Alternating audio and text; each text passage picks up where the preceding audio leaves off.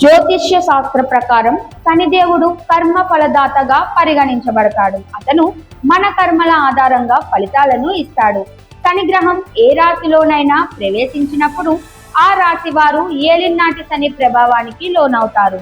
ఇది వారికి ఆరోగ్య సమస్యలు, ఆర్థిక ఇబ్బందులు, మానసిక ఒత్తిడిని కలిగించే అవకాశం ఉంటుంది. అయితే కొన్ని విశేషమైన రోజుల్లో పూజలు, దానం వంటి పరిహారాలు చేయడం ద్వారా ఈ ప్రభావాలను తగ్గించవచ్చు. ముఖ్యంగా మంగళవారం మరియు శనివారాల్లో చేయబోయే పరిహారాలు శని దోష నివారణకు ఉపయోగపడతాయని పండితులు చెబుతున్నారు.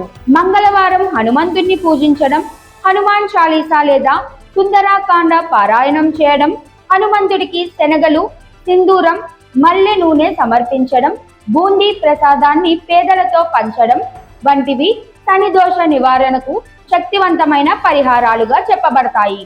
అలాగే శనివారం శనీశ్వరుడి ఆలయాన్ని సందర్శించి ఆవాల నూనె, నల్ల నువ్వులు సమర్పించడం, రావి చెట్టు కింద దీపం వెలిగించి శని మంత్రం జపించడం, నల్ల వస్తువులు దానం చేయడం వంటి పుణ్య కార్యాలు శని గ్రహాన్ని అనుకూలంగా మార్చగలవు. ఈ పరిహారాలు శని ప్రభావం తగ్గించడంలో ఎంతో శక్తివంతంగా పనిచేస్తాయని, శని అనుగ్రహంతో జీవితం మారుతుందని జ్యోతిష్య నిపుణులు సూచిస్తున్నారు.